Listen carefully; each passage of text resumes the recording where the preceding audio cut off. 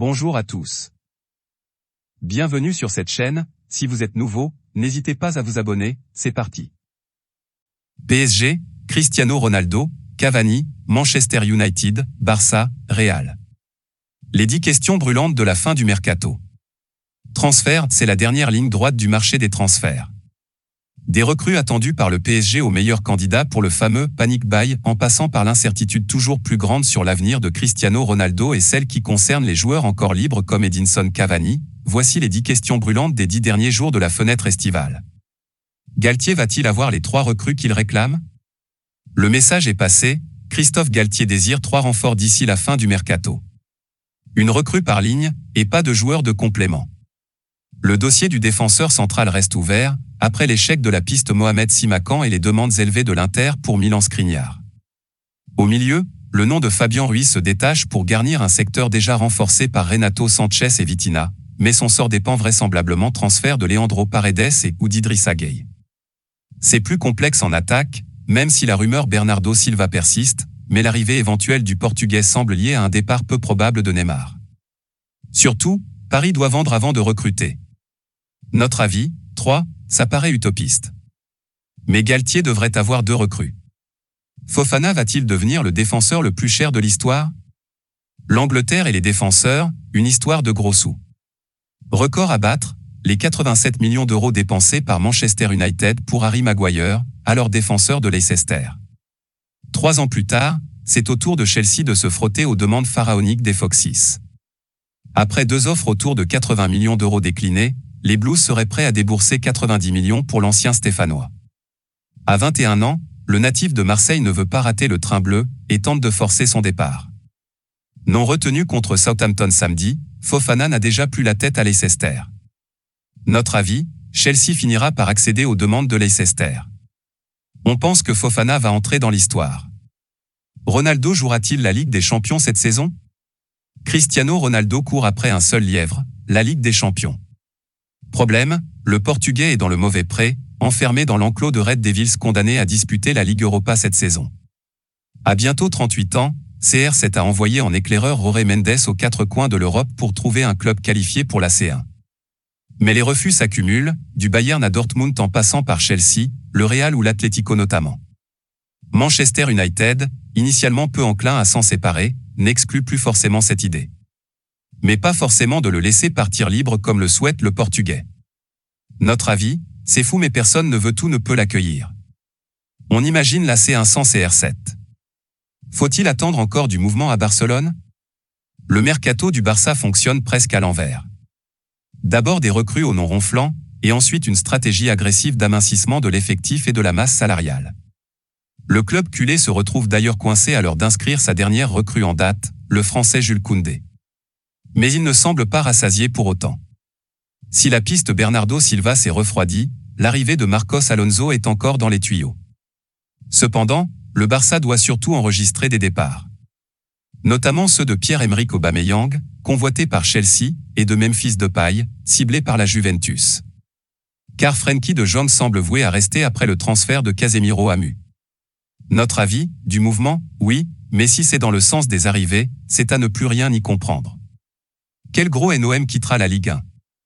Lucas Paquetá, Arkadiusz Milik, Keylor Navas, Seko Fofana, Mauro Icardi, Jonathan David, Julian Draxler, ou Sem Aouar.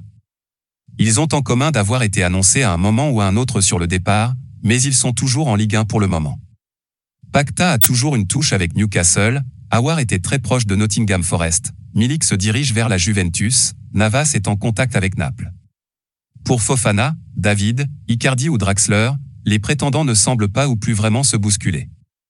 Mais c'est justement quand les choses paraissent acquises que le mercato réserve ses plus grandes surprises.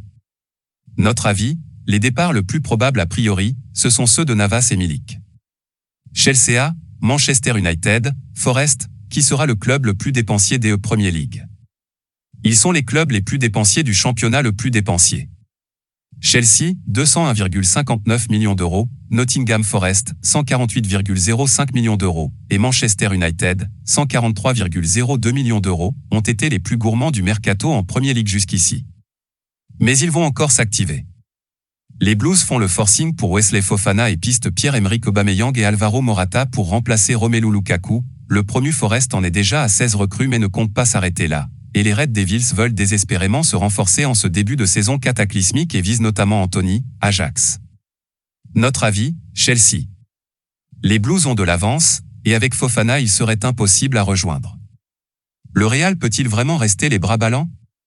Antonio Rudiger, Aurélien Tchouaméni, et puis plus rien. Très actif en début de mercato, le Real Madrid s'est fait bien plus discret depuis, alors que la profondeur de son effectif peut poser question. L'absence de doublure pour Karim Benzema au poste d'avant-centre est encore plus criante depuis les départs de Borja Mayoral et Luka Jovic. Et le transfert de Casemiro à Manchester United laisse un vide pour le rôle de sentinelle. Aucun joueur du groupe de Carlo Ancelotti n'a le même profil. Et même si Tchouaméni avait été recruté pour succéder au Brésilien, il évolue dans un registre un peu différent, plus proche du relayeur. Notre avis, Tchouaméni peut s'imposer en sentinelle. Mais le Real doit recruter une autre pointe. Cavani, Denayer, Aurier. Les joueurs libres vont-ils trouver preneur? Nombreux sont les joueurs encore sans contrat à 10 jours de la fin du mercato. Et il y a des grands noms dans le lot. Edinson Cavani, Jason Denayer, Serge Aurier, Andrea Bellotti, Adnan Januzaj, Dan Axel Zagadou, Djibril Sidibé, Keita Baldé ou Juan Mata, entre autres. Beaucoup ont reçu des propositions et ont voulu attendre le plus tard possible afin de trouver l'offre la plus attractive. Mais le temps presse désormais. Et l'éventail de choix sera probablement moins élargi car beaucoup de clubs dans l'urgence ont déjà opté pour d'autres options. Pour ceux qui sont encore libres, il va vite falloir se décider.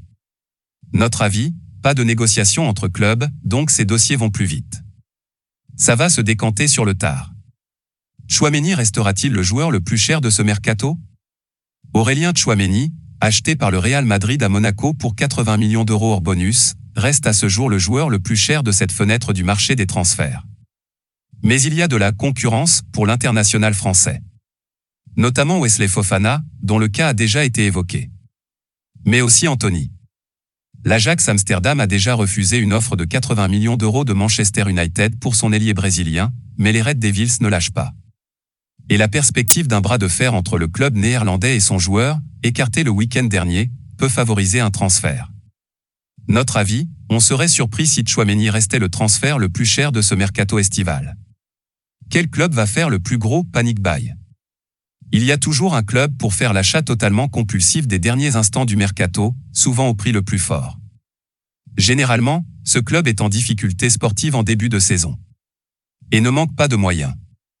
C'est certainement du côté de la richissime Premier League que se cache le meilleur candidat au panic buy.